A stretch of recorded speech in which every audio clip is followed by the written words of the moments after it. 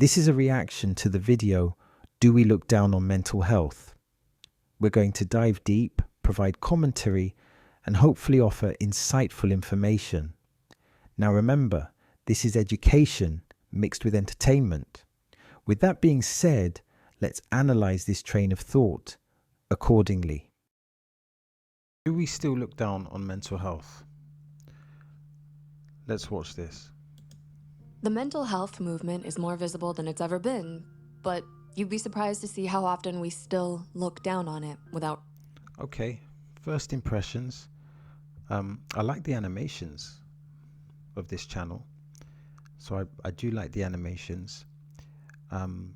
Nice narration voice as well. Nice female narration voice. Let's keep going. ...without realizing. In Why We Make Fun of Mental Health, YouTuber Tyreek Simmons highlights the importance of how there is still a silent stigma around mental wellness. Do we make fun of mental health? That's quite a general statement. I guess there are people that make fun of mental health, but there are people that also take mental health very seriously.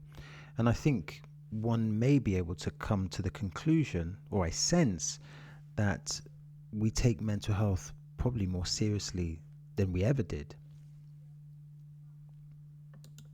In this video, we're going to build on some of the insights Tyreek already made and would love to hear your thoughts.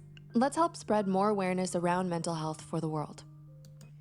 I really like that. Spreading awareness about mental health. That's a very positive message. Also, like I said earlier, I love the animations, I love the creativity. Have you ever caught yourself laughing at tasks other people struggle with? Do you ever think they're overreacting and that they should stop making such a big deal out of something so small? This kind of unintentional behavior adds to the stigma. Why do we tend to downplay something so important for our well-being? And more importantly, how can we shift this narrative? Power play dynamics. Profit over people. While the stigma around mental health has lessened, it's important to recognize that the problem hasn't disappeared, especially in environments that prioritize profit and productivity over individual well-being. So here's an important point here. I guess we're talking about capitalism and the mode of capitalism, which is to make money, and in the pursuit of making money can compromise people's well-being. So for example, if I have a company and I'm running a company, my well-being and the well-being of others may not be the priority. The priority may be selling the product, because the more products we sell, the more likely we will still be in business. So that whole thing of managing one's mental health while excelling in capitalism is a really good point. There are many horror stories of employers in the workplace not understanding the mental health issues an employee may be going through. Yes, totally agree. For example, an accountant during a busy tax season may experience high stress and anxiety. But if they choose to complain to their boss, they may be seen as lazy or using mental health as an excuse to escape work. And unfortunately, the same can be said for the schooling system. Instead of receiving the support they need, students who express mental health or family issues may be seen as lying to get out of doing the work to get good grades. While we're starting to see some positive changes, the current systems still lack the resources and understanding for real progress to happen. Okay, that may be true generally, but of course there are different educational systems. So let's say if there's 100 different educational systems, it's hard to qualify the statement that generally all these educational systems fail at spreading awareness or manage people's mental health effectively. So that's quite a broad statement, and it may be true. But even though it may be true, it's important to recognize that each educational institution is or may be uniquely different. Therefore, these types of statements, these types of general statements, is probably best, if you can, to back it up with some statistics or some type of information. How we dismiss and misrepresent mental health unintentionally. We've all seen it happen. A friend jokingly refers to themselves as so OCD because they like their desk tidy, or someone dismisses anxiety as just worrying too much. Perhaps you've overheard someone say, everyone's depressed these days, as if it were a passing trend. I agree with that point. I guess additionally to that, it's important to understand that people use hyperbole. So everyone's depressed these days. um, I guess what the person is saying is that everyone has a degree of sadness, but you could argue that sadness doesn't just correlate to depression. Depression is a diagnosis, so it's more of a level of sadness, as opposed to, if you're sad, it doesn't necessarily mean you're depressed, because not everyone is depressed, but we all at some points experience sadness. However, the point is very good. We do need more dialogue. Really good animations, by the way. These are just a few ways mental health is often minimized, misrepresented, and even ridiculed.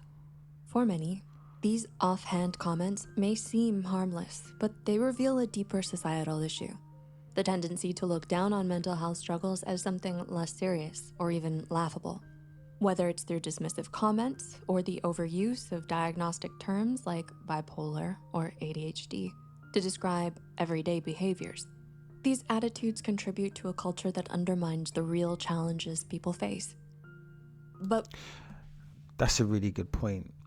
Attitudes towards mental health, or the cultural attitudes towards mental health, can have a detrimental or a positive effect. It's important to realize that within the world, there are different cultures, and because there are different cultures, there will be different attitudes. Some might be more positive, some might be more negative, and some may be neutral. But the point made here is really good. why do this? So, where does this stigma come from? Historically, mental health issues have been shrouded in mystery and misunderstanding. In ancient times, those suffering from mental illness were often seen as possessed or cursed, leading to fear and ostracization. This fear of the unknown has deep roots in our collective psyche. And while we've come a long way from the days of asylums and exorcisms, the remnants of these attitudes persist.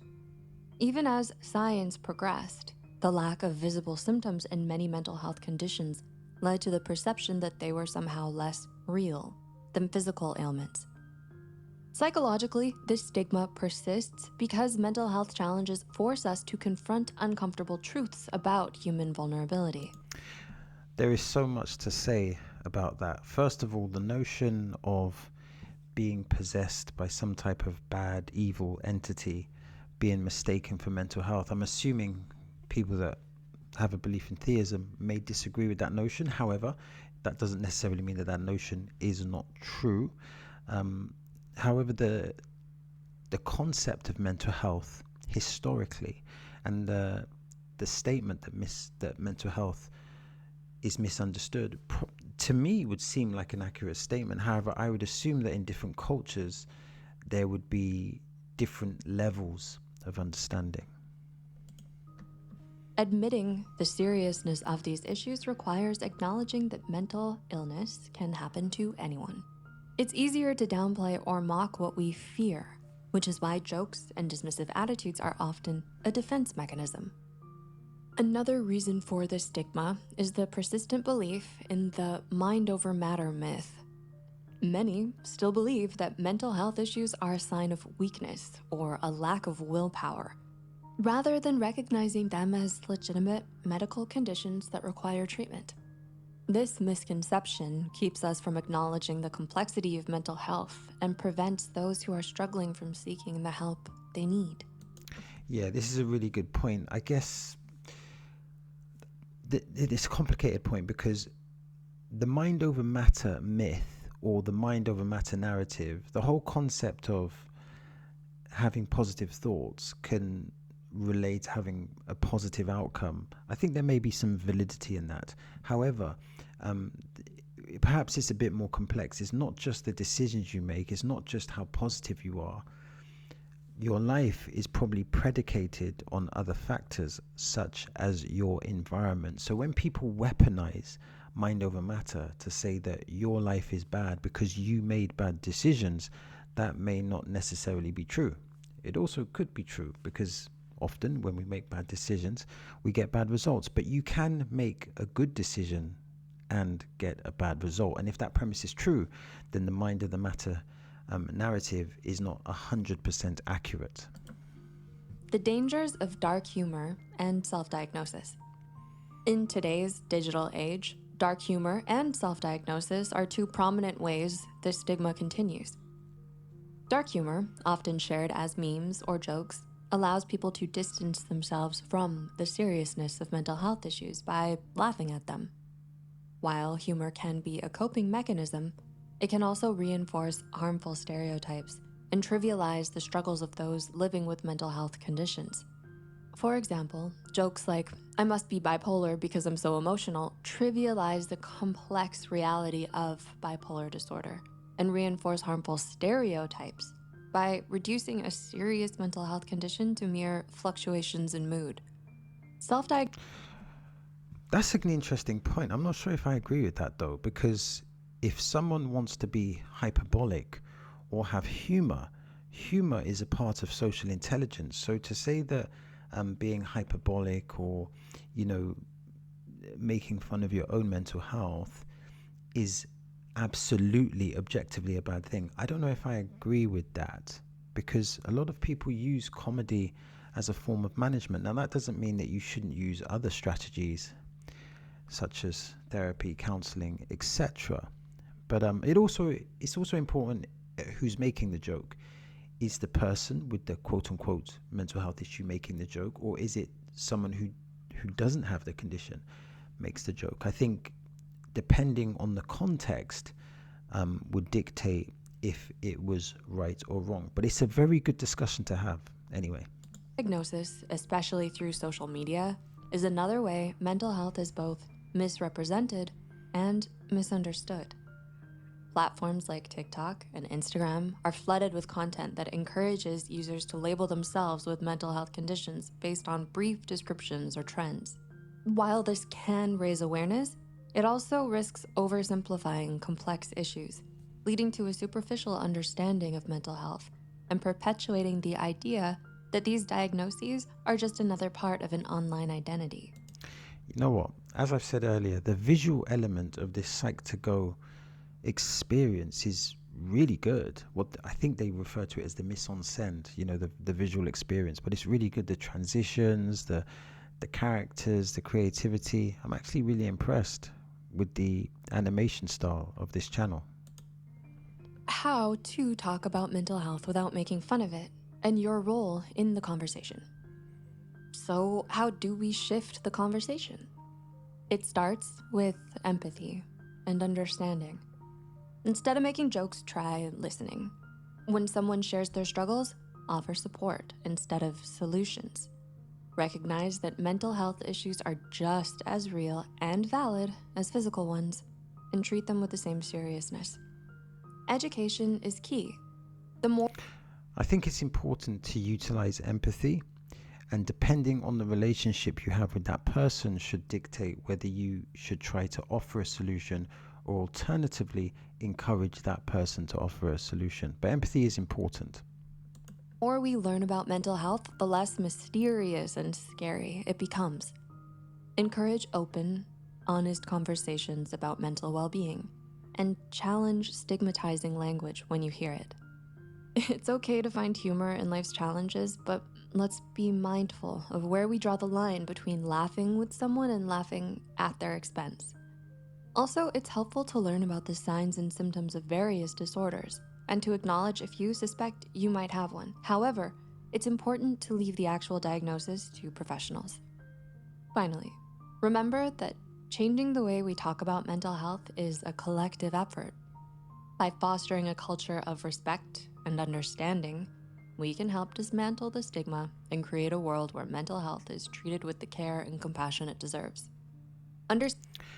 I think, I don't know how to articulate this, but I guess, I don't know who made this video or who wrote this video with regards to the cultural background that they have, but where I'm from, self-diagnosis is quite common. I actually have a diagnosis with regards to being neurodivergent, but self-diagnosis can be quite important because some people may not be able to afford to get the actual assessment because, for example, if you're having, and this is slightly different, but if you're having like a, a neurodivergent assessment, which I believe would be conducted by an educational psychologist, this could be anything from £500 to £700 to £1,000.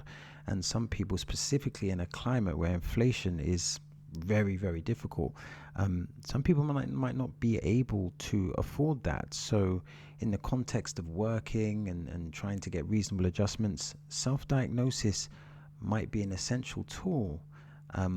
It's not, I will acknowledge that it's not the ideal scenario, but there are some scenarios where self diagnosis could be empowering. Understanding why we look down on mental health can empower us to change the narrative and create a culture where people feel safe to talk about their struggles without fear of being laughed at. So let's start a conversation in the comments down below. How can we support one another's mental health journeys? Share your thoughts and insights. And if you found this video valuable, don't forget to like, share, subscribe, and watch more of our videos like 8 things you can do to improve your mental health and 6 most misunderstood mental disorders you should know about. Thanks so much for being here. See you next time.